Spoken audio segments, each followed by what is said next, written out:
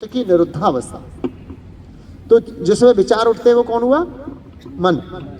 उन विचारों को संचित करके रिकॉर्ड करके रखता है कि आप 6 महीने बाद भी पूछ लो, 2 महीने बाद भी पूछ लो। उन्हें जो रिकॉर्ड करके रहता है वो कौन है?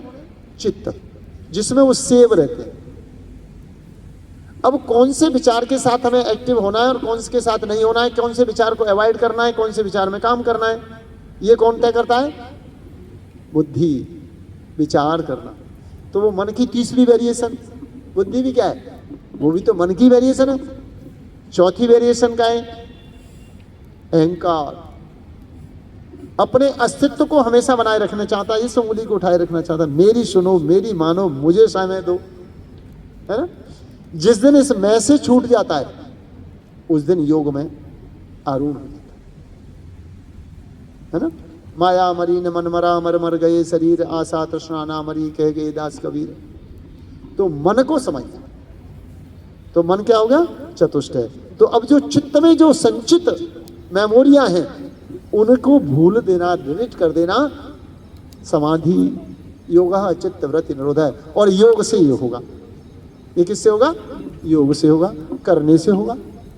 अब हमारी चित्त की वृत्ति भी शांत हो गई तो हमें क्या मिलेगा? प्रश्न, हमें तो प्रश्न उठते हैं ना, ऐसा क्यों करें?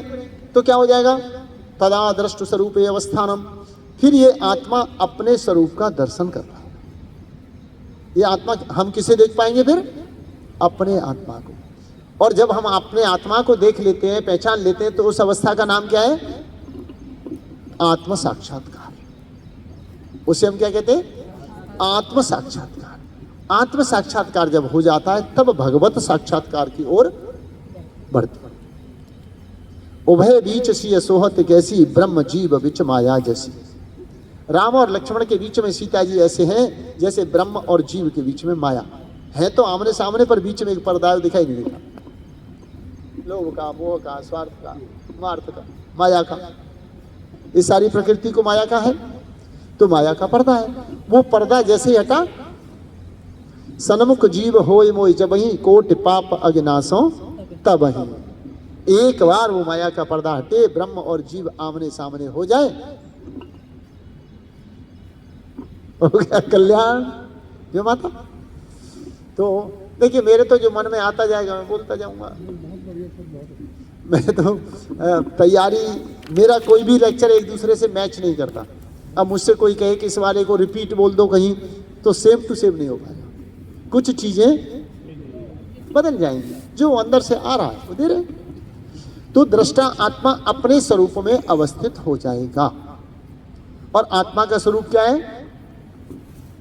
नित्य, शुद्ध, बुद्ध और मुक्त। गीता, आत्मा का स्वरूप गीता के दूसरे अध्याय का 20वां श्लोक है। न जायते म्रियते वा कदा चिन्नाय भूत्वा भविता भान भूय, अजो नित्यो शाश्वतो अयम पुराणो न हन्यते हन्यमाने शरीरे। ये शरीर के मारने पर मरता नहीं है, अग्नि इसे जला नहीं सकती। नैनम छिद्दन्ति शस्त्राणि, नैनम दहति पावक, नैनम क्लेदन्ति त्यापो, नैनम शोष्यति मारुता, है ना। तो उस आत्मा से साक्षात्कार हो जाएगा, उससे हमारा मिलन हो जाएगा। ये शायद 20वां और ये मैंने नैनम छिद्दन्ति शस्त्राणि, ये शायद 23वां गीता के दूसरे अध्याय के।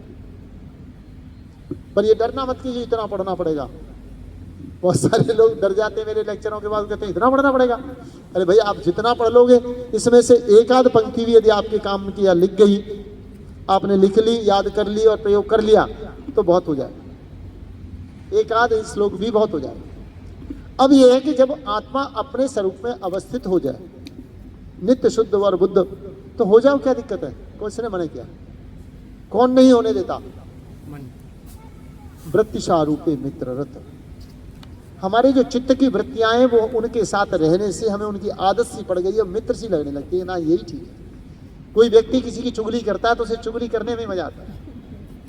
कोई व्यक्ति किसी का हित चाहता है तो उसे हित करने में मजा आता है। वो उसकी वृत्ति बन जाती है।